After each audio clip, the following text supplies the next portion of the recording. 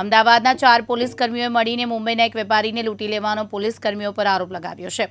મોબાઈલમાં ક્રિકેટના સટ્ટાની એપ હોવાનું કહીને વેપારીને જેલમાં ધકેલી દેવાની ધમકી આપી પહેલા 20 લાખ રૂપિયાની માંગણી કરી અંતે વેપારી પાસેથી 5.88 લાખ રૂપિયા પડાવી લીધા। આ ઘટનામાં વેપારી વજરામ ગુજ્જરે નિકોલ પોલીસ સ્ટેશનમાં ફરિયાદ નોંધાવી કે તેમના ભાઈ સાથે કાર લઈને રાજસ્થાનથી મુંબઈ જઈ રહ્યા હતા ત્યારે સાંજે 4 વાગે એસપી રિંગ રોડ પર દાસ્તાન સર્કલ પાસે 4 પોલીસ કર્મીઓએ તેમની જ કાર રોકી। કારમાંથી કશું ન મળતા બંનેને પોલીસ કેબિનમાં લઈ જવામાં આવ્યા, જ્યાં પોલીસ કર્મીઓએ તેમનો મોબાઈલ ફોન ચેક કર્યો અને મોબાઈલમાં સટ્ટાની એપ મળી ત્યારે પોલીસ કર્મીઓએ તેમની પાસેથી 20 લાખ રૂપિયાની માંગ કરી। પોલીસની ધમકીથી ડરીને વેપારી 1 લાખ રૂપિયા આપ્યા છતાં પોલીસ કર્મીઓએ ઉઘરાણી ચાલુ રાખીને વધુ 4.88 લાખ રૂપિયા પડાવી લીધા। નિકોલ બાદ હવે ચાંદખેડામાં પોલીસે યુવકને તોડ કરી લૂંટી લીધો।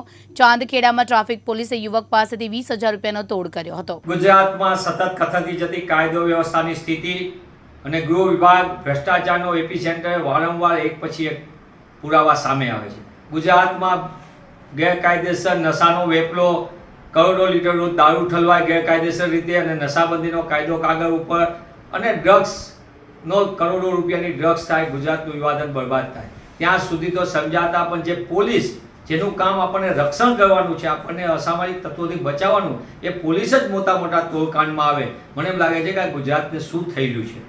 ગુજરાતમાં જે રીતે વસ્ત્રાલની અંદર પોલીસનો તોડકાંડ સામે આવ્યો, બીજી બાજુ ચાંદખેડામાં પોલીસનો તોડકાંડ આવે, સુરેન્દ્રનગર જિલ્લામાં તોડકાંડ આવે, રાજકોટમાં આવે, વડોદરામાં આવે, નર્મદા જિલ્લામાં આવે, સુરતમાં આવે અને જે રીતે નાના પોલીસથી લઈને મોટા પોલીસ સુધીના ખેલો ચાલે પણ તેમ છતાંય સબ સલામતનો દાવો ગુજરાતની ભાજપ સરકાર કરી રહી છે।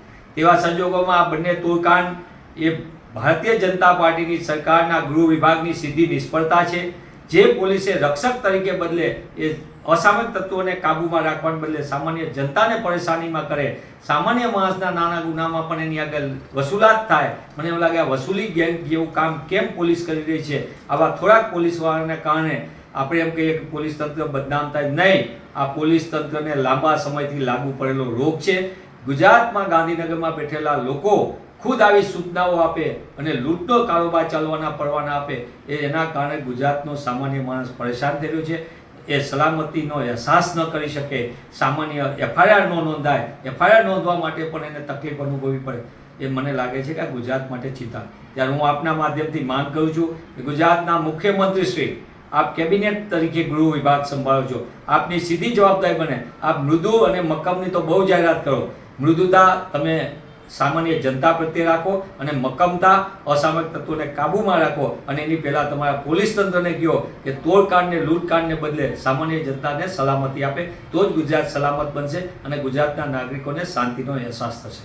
कल के ऊपर मुझे रोका गया, दरअसल मुझे रोका गया था और कुछ 2 वाइट वर्दी में थे, एक सिविल और एक अपना ये खाकी बच्चे में पुलिस वाले थे, जिन्होंने मुझे रुका और घंटे 1.5 घंटे पूछताछ करी। फिर बाद में मुझे ऑफिस में ले जाके बिठाया और मेरे को बोल रहा भाई तेरे मोबाइल बहुत कुछ है, हमने मिला है, ये है। मैं बोला तो कुछ नहीं है, वो करके फिर उन्होंने मुझे वसूली के मतलब बोला भाई पेमेंट दो और जाओ, नहीं तो आपकी गाड़ी जमा होगी और आप भी जमा होंगे। मैंने सर 1 लाख ઇલીગલ રીતે તમે કેસ ન કરવા બાબતે અને ઇલીગલ રીતે તમે જે લીકર લાવ્યા છો એ અનુસંધાનમાં તેમને રોકી અને એમની પાસેથી 20,000 રૂપિયા લેવામાં આવ્યા છે અને હાલ પોલીસ જે જવાનોની ડ્યુટી છે, જે ટીઆરબી જવાન જેની સાથે હતા, એ ટ્રાફિકના જવાનોની હાજરી પત્રક અને સીસીટીવી ફૂટેજ એ આધારે તપાસ કરી રહી છે અને તાત્કાલિક ધોરણે કાયદેસરની કાર્યવાહી કરવામાં આવશે।